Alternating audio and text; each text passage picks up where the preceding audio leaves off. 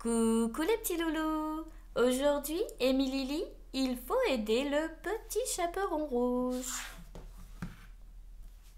Pour Emma, la petite rebelle, pas question de laisser le petit chaperon rouge se faire dévorer par le loup comme d'habitude. Alors elle n'hésite pas et plonge dans son livre de contes préféré pour la sauver. Attention, ça va faire des étincelles. Il faut aider le petit chaperon rouge.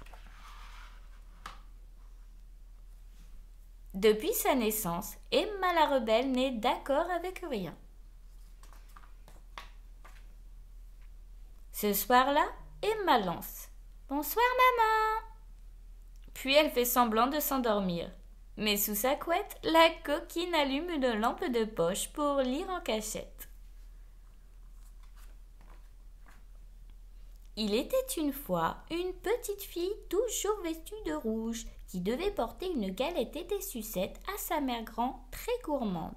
Et surtout, ne pas parler au loup sur le chemin.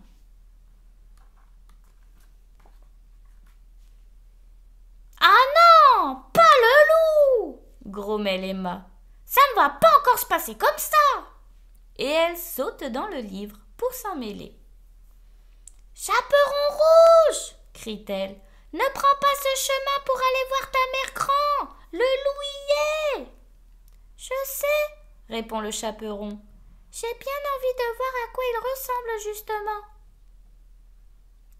Allez voir le loup de près? Quelle bonne idée!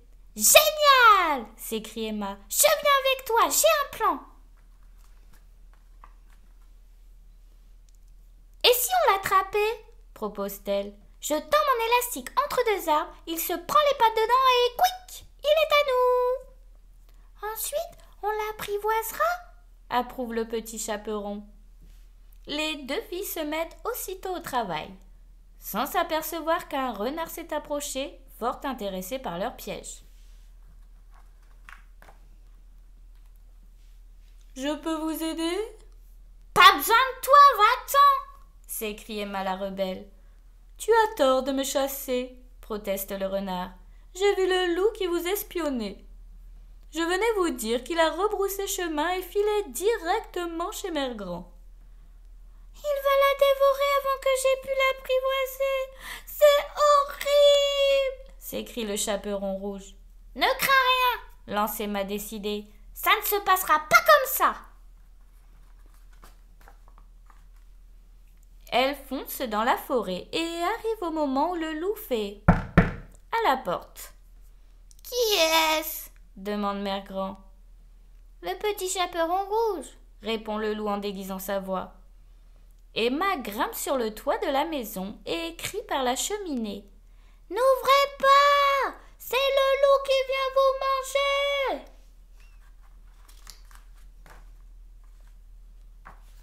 La voix d'Emma résonne par la cheminée, fait très peur à Mère Grand qui se précipite dehors et est croquée d'une bouchée. Catastrophe! Emma court rejoindre ses nouveaux amis et annonce la terrible nouvelle. Heureusement, elle ne s'avoue jamais battue. Rien n'est perdu, il faut juste capturer le loup et faire sortir Mère Grand de son ventre. Mais comment l'attirer par ici? Rusé renard, as-tu un plan? Ce qu'il faut, répond le renard, c'est un appât frais et délicieux, aussi tentant qu'une tarte aux fraises des bois. Prêt à tout, le chaperon rouge sèche ses larmes et se met à chanter très fort au milieu de la forêt. Promenons-nous dans les bois pendant que le loup n'y est pas. Si le loup y était, il nous mangerait. Mais comme il n'y est pas, il nous mangera pas. Loup y es-tu? M'entends-tu? Que fais-tu?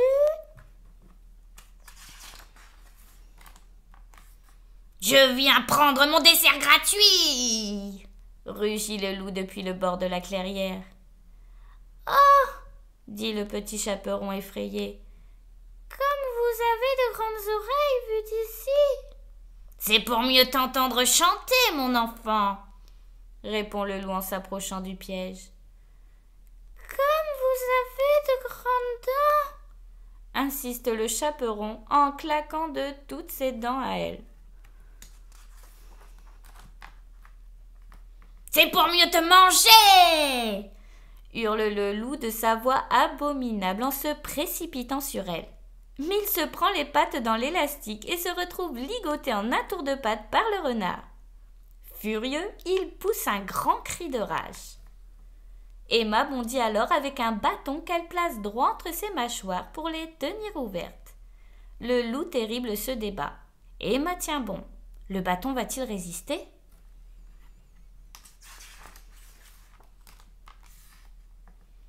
Emma ne renonce jamais. « Sortez vite de là !» crie-t-elle. Avec l'aide du renard, Mère Grand jaillit de la gueule ouverte, suivie de toute une farandole de gens que le loup avait croqués, y compris un ogre en maillot de bain. Puis Emma chasse cette affreuse bête à grands coups de bâton. On n'en entendra plus jamais parler. « Merci !»